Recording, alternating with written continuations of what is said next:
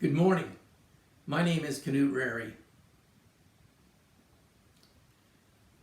I was rustling around in a box this morning looking at some old things from my childhood, and I found an old tin cup, rusted and chipped. It reminded me of my grandfather, my grandpa Schweitzer. My grandpa Schweitzer raised us on a farm in Ohio after my mom died. I went to live with him when I was 6 years old. My brother Fred was 8. My younger brother Ike was 4. We went to live with him, and my grandma Schweitzer, my Aunt Arlene still lived at home, and my Uncle John. And Grandpa taught us so many things that I didn't realize, taught us by examples of life. And he made sacrifices I was still discovering today. All of that came about thinking about that from this old milk cup with its stains. One of the things he taught us was hard work. We had cows and pigs and chickens and goats, and we milked the cows and slopped the pigs and collected eggs from the chickens, sheared the sheep. He taught us about life and work as we raised crops on the farm. We raised oats and corn and soybeans and hay for alfalfa. We took care of the animals, and we took care of the growing the crops and harvesting the crops. And Grandpa was always there, right there, working by our sides. Taught us hard work.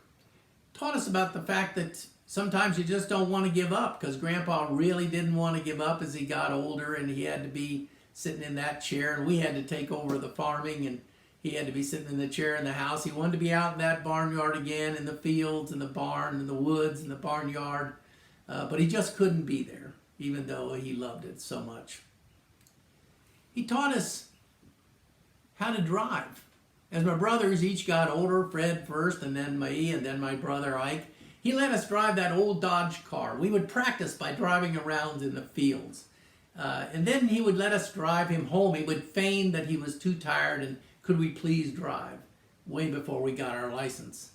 Then he would let us drive the back roads, and finally we would get our license. But he taught me a valuable lesson on one wintry day. It was a icy, snowy, wintry road, and there was snow in every ditch. We were driving to town, and as we were driving to town, a little rabbit ran out in front of me, and I was driving a 1955 Pontiac, this old Pontiac of my grandfather's. I swerved to miss the rabbit, and we both all slid into the ditch, Grandpa and myself in the car, deep in the snow.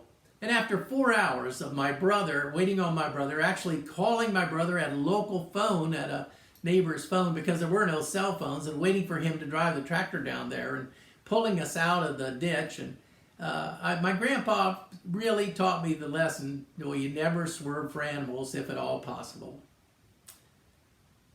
Also, my grandpa taught us the value of money. And we didn't get an allowance. We got what we called milk money. The milk money came from milking cows and selling the milk to a dairy and getting a check each week from the dairy. And we got half of the check. Grandpa divided it between us. No allowance. We had a milk check. We took our half. Each of us got a third, Fred and Ike and I. We got our half, and Grandpa took us to town, and we would put our half in the bank, just to teach us about the value of money and saving money. Well, Grandpa also, he had a personal life, like we all have. He was 64 years old when I was 6 years old and went to live with him. And he had a long life before that. But I just knew him as Grandpa, and I just knew him as that farmer that lived on the farm. But we would go to town with my grandmother and my Aunt Arlene, and people would come up and, of course, talk about the day. And at the end of the time, they would often, most of the time, say, "How's Andy? How's Andy?" And I thought, how's Andy? Andy was my grandpa, and we only called him Andy at home. And he only went to funerals and to the feed mill, so how did these people know him? Well, later on and over time in life, I found out that he was a town constable before he was my grandfather. And he was a auctioneer and auctioned items off at big sales. And he was a dance caller. He called square dances with a local musical group. That was my grandpa. That was his life. He'd had that personal life that we discovered over time. And he had a private life, too. He had a private life, and part of that private life was that he drank too much. He drank too much for a lot of years because we found a lot of spider web covered, dusty covered bottles, little bottles, whiskey bottles that in the barns, on the sills in the barns, and on the corners in the dirt. We never asked about it, and we never even thought about it. But it turned out that later we found out that my mother had gone to my grandfather, and my grandfather had been drinking and drinking too much, and she said to my grandfather that if he didn't stop drinking, he wasn't going to be able to see us boys. And this was way before my mother died, after we were born.